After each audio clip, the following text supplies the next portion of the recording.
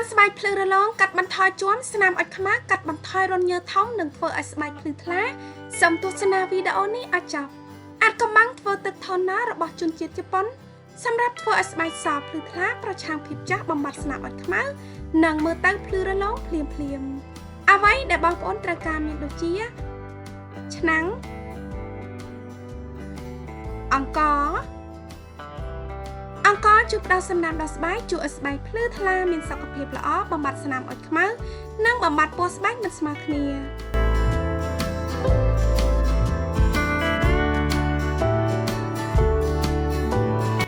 ត្រូវប្រកាសថាបងប្អូនលាងសម្អាតអង្ករឲ្យបានស្អាតមុននឹងយកទៅចម្អិនរួចហើយដាក់ទឹក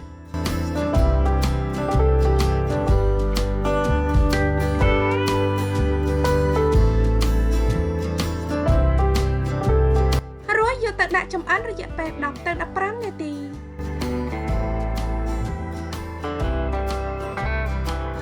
ហើយបងប្អូនត្រូវការសំបកក្រូចសំហាចសំបកក្រូចជាបំណែកតូចៗសំបកក្រូចជួយកម្ចាត់ស្នាមមុនស្នាមអុចខ្មៅជាប់មុខនិងជំរុញលំហូរឈាមទៅកាន់ផ្ទៃមុខ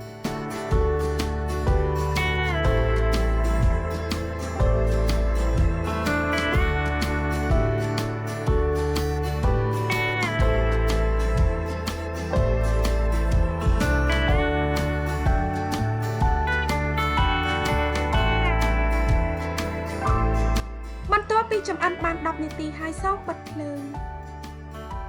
បន្តមកចាក់សំបកក្រូចចូលរួចត្រាំទុកចោលរយៈពេល1ទៅ2ម៉ោង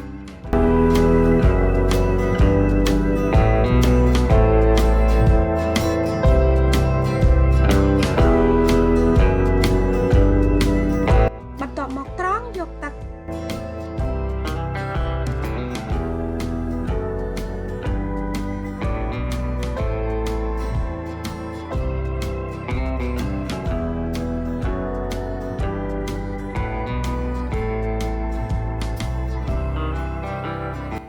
ហើយដាក់ចែលប្រទាលកន្ទុយក្រពើ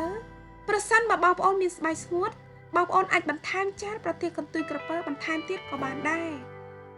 ចែលប្រទាលកន្ទុយក្រពើល្អសម្រាប់ផ្ដល់សំណើមដល់ផ្ទៃមុខជួយឲ្យស្បែកផលិត collagen ដែលធ្វើឲ្យស្បែកកាន់តែមានភាពយឺតនិងកាត់បន្ថយភាពជ្រីជ្រួញសូមកូរច្របល់គ្រឿងផ្សំទាំងអស់ឲ្យបានសព្វចូលគ្នាល្អបន្តមកចាក់ចូលក្នុងដបបាញ់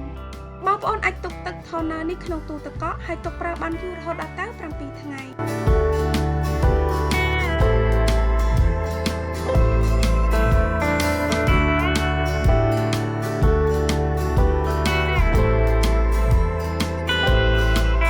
របៀបប្រើប្រាស់សូមបាញ់ទឹកអង្ករនេះនៅលើផ្ទៃមុខដែលបានលាងសម្អាតស្អាត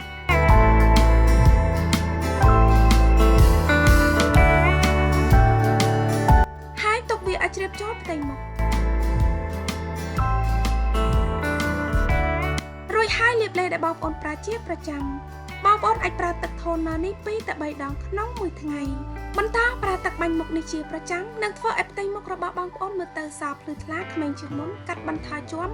និងកាត់បន្ថយភាពចាស់បានយ៉ាងងាយស្រួលធានាថាបងប្អូននឹងភ្ញាក់ផ្អើលជាមួយនឹងលទ្ធផលតាំងពីការប្រើប្រាស់សប្តាហ៍ដំបូង